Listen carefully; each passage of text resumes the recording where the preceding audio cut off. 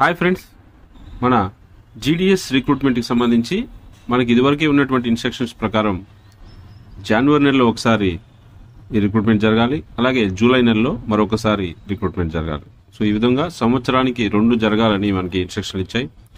అయితే గత 2 సంవత్సరాల నుంచి ఇలాగే జరిగింది. కానీ పోయిన ఏడాది నవంబర్ నెలలో ఈ విధంగా 2 సార్లు కండక్ట్ చేయడం అనేటువంటిది కరెక్టా కాదా, దీనిలో ఏదైనా బాధలు ఉన్నాయా, దీనికి వల్ల ఏమైనా ప్రాబ్లమ్స్ ఉన్నాయా, దీనిపై సలహాలు సూచనలు ఇవ్వండి అని చెప్పి అందరినీ అడగడం జరిగింది ఫ్రెండ్స్. దానికి అనుగుణంగా అన్ని సర్కిల్స్ కూడా రిప్లై కూడా ఇచ్చాయి.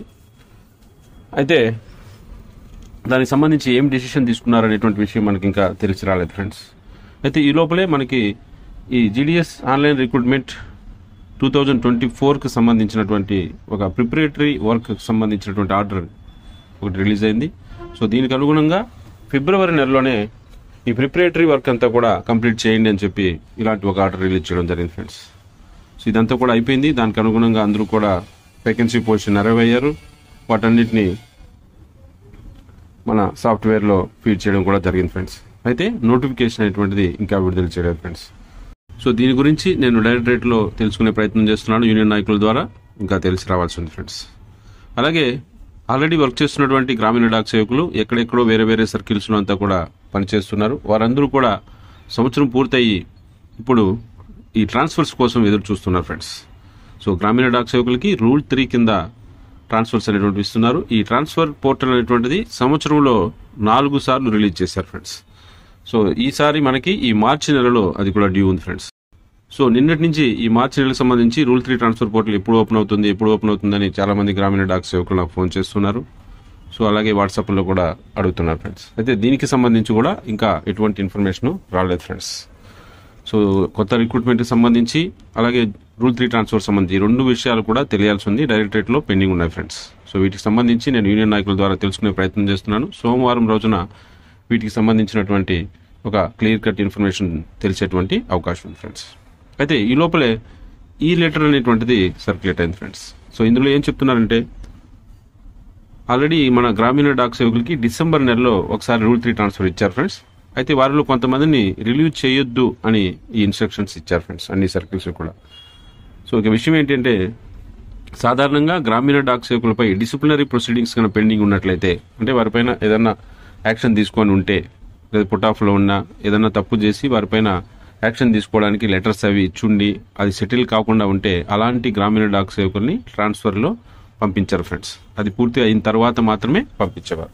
అయితే ఇక్కడ ఏం జరిగిందంటే ఈ డిసెంబర్ నెలలో రూల్ 3 ట్రాన్స్ఫర్కి అప్లై చేసుకున్న తర్వాత కొంతమందికి డిసిప్లినరీ యాక్షన్ తీసుకోవడం జరిగింది ఫ్రెండ్స్.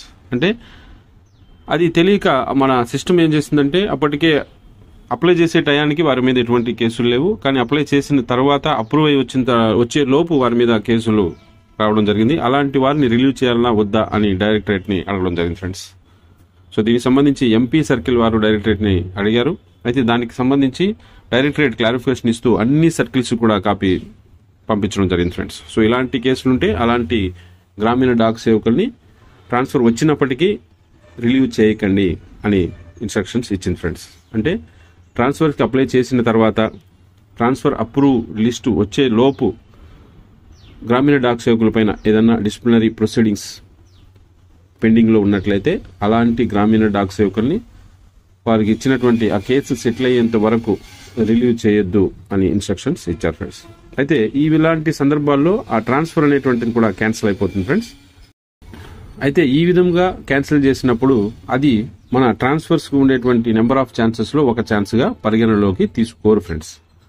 కాబట్టి వారికి ఏదైతే 2 ఆప్షన్స్, ఫిమేల్స్ అయితే 3 ఆప్షన్స్ ఉంటాయో దానికి అనుగుణంగానే అలాంటివి ఉంటాయి. ఈ విధంగా ట్రాన్స్ఫర్ అనేటువంటిది క్యాన్సిల్ చేసినట్లయితే, అంటే గ్రామీణ డాక్ సేవకులపై డిసిప్లినరీ ప్రొసీడింగ్స్ అంటే ఏదన్నా కేసులు ఉండి వారి యొక్క ట్రాన్స్ఫర్ని రద్దు చేసినట్లయితే అది ఒక ట్రాన్స్ఫర్గా పరిగణించారు ఫ్రెండ్స్.